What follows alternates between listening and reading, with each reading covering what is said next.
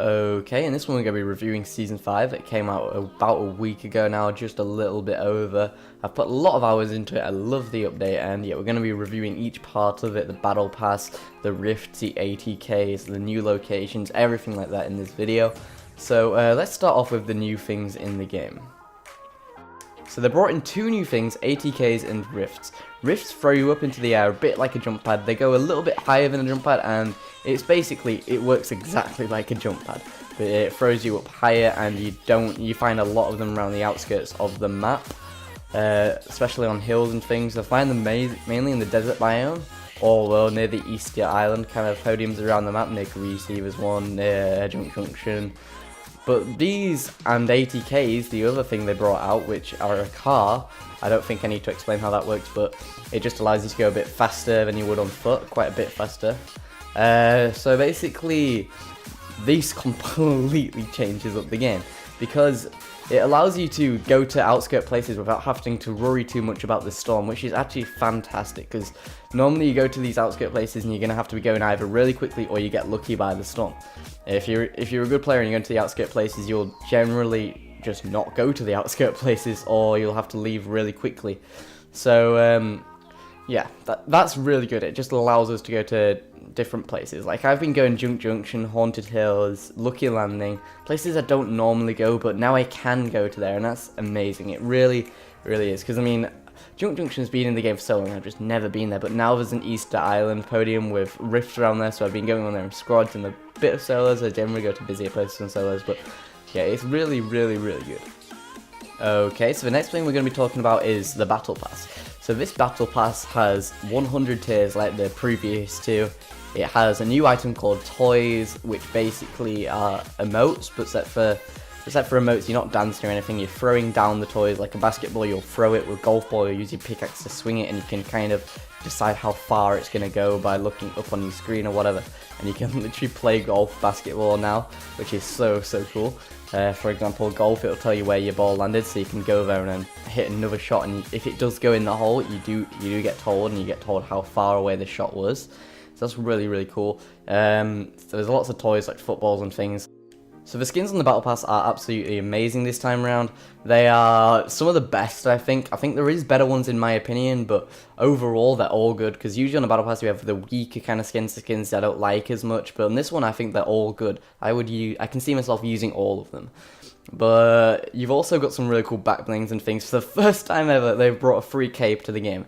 And it's not the Visitors one where you've got that stupid thing on your back, but you actually get it. Some people don't know this, by the way, but you actually get it by getting to level 4 and the last guy on the thingy, the Ragnarok. If you get him to level 4, you get his cape on the back, and I think it's one of the coolest capes. Sure, the cape should have really come out in Season 4, seeing as it was superheroes, so it should have really been on the Battle Pass then, but I'm just glad that it's in the game. It looks kind of Black Panther-y, does this one. It's got the kind of teeth at the top of the cape. You'll see it if you go to the level 100 skin and then wait for it to get to level 4. You have to also remember, so if you get it, you don't have to get to level 4 in this season now. The way evolution skins work this season, you can just level them up after the Battle Pass has ended, so as long as you unlock the skin, you can do whatever you want with them. You can be patient, you don't have to just grind out the levels before the season ends. The Battle Pass also brings a lot of cool batblings and other things but set for skins. For example, it's got this little unicorn batbling, which I absolutely love. I cannot wait to put that on my nog. You've also got two great gliders on this Battle Pass, one being a lifeboat and one being a Viking ship. You've also got the Voyager one, which is not as cool, but it's just a little bit more plainer. This Battle Pass again has a blockbuster skin, which is where if you by completing a certain amount of weeks worth of challenges, you get a skin after it. I think it's 7 weeks, if I'm right. So last time we got the Visitor skin, this time we don't know what we're going to get. It looks pretty cool from the outline. I can't wait to find out what it is in 6 weeks time from now. But yeah, that's really cool. There's also some changes with this Battle Pass, things which are a slight bit different, and one was the evolution skins. I mentioned that before though. The next change is with the challenges. So this season you get free challenges if you don't have the Battle Pass every week with the weekly challenges, and you have 4 which are for Battle Pass users only. This is quite cool because I think there is more content. It might be wrong. I think there's more content on the free pass. Now you get some really cool content too. You get the pool battling and things. So yeah, they're making it a bit easier to get levels, because last season all you had was just 1 week's kind of worth of challenges for them to do, I'm pretty sure. and yeah, you couldn't really do much of that. It was really hard to level apparently, but yeah. Okay, now that we've talked about the battle pass, let's move on to the new locations on the map. So we've got 2 new named locations on the map, one being Lazy Links and the other one being Paradise Palms.